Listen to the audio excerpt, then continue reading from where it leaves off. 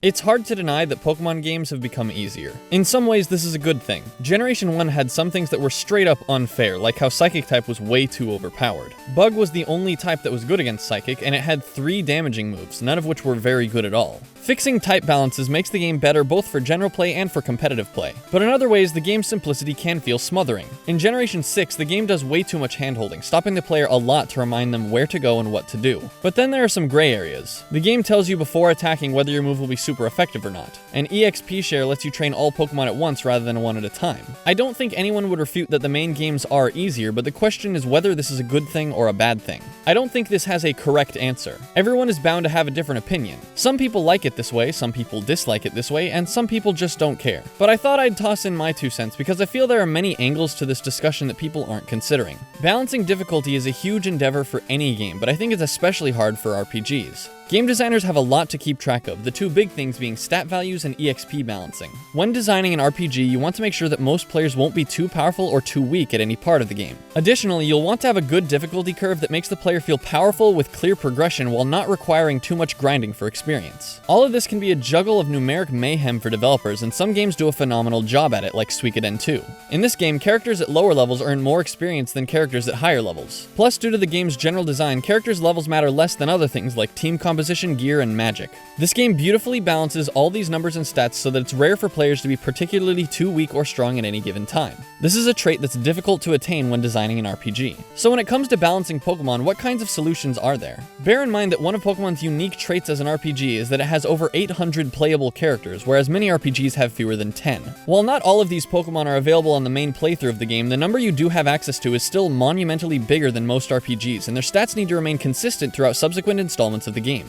Balancing of all these stat distributions to work with the opponents you encounter in the world is unequivocally impossible. Most players won't get the same Pokemon, and they'll likely have different approaches to the game. Some players will try to avoid trainer battles, whereas others will fight everyone they see. Naturally, this leads to nearly every player having disparate experiences from one another, to the point at which even if these games were inherently well balanced, chances are these players would be under or over leveled, which is self-contradictory. With all this in mind, it's not hard to see how intrinsically non-accessible RPGs are as a genre. Not only do the designers need to keep track of all these numbers during development, but players need to commit a lot of time and energy to understanding them. What numbers equate to high values for each stat, what types of attacks are stronger or weaker against certain enemies, etc. At the same time, however, RPGs can be incredibly rewarding when players have a deep understanding of their systems. This can take a lot of time to master, so it feels right in my opinion for there to be a sort of gateway RPG to get new players into the genre. By extension, Pokemon feels like the perfect candidate for being the accessible RPG due to its kid-friendly image, massive appeal, and general simplicity of its mechanics. So stuff like the EXP share make up for this. Designers are able to homogenize how much grinding the average player will put in to make sure that that player's personal decisions of which Pokemon to get and how they play will feel less broken. This allows developers to make few playstyles genuinely harder than any other. By having a basis for how much experience players will get on their journey and being able to distribute that more evenly among Pokemon, the games do get easier, but it ensures that fewer players will have bad experiences. Whether you think this is a good or bad thing is down to opinion, but in my opinion it's a good thing because the EXP share is optional. Obviously, not all changes were made for balance reasons like this, but I think that the majority were made to increase the game's accessibility, and for the most part don't damage the fun to be had. After all, accessibility and fun are not mutually exclusive.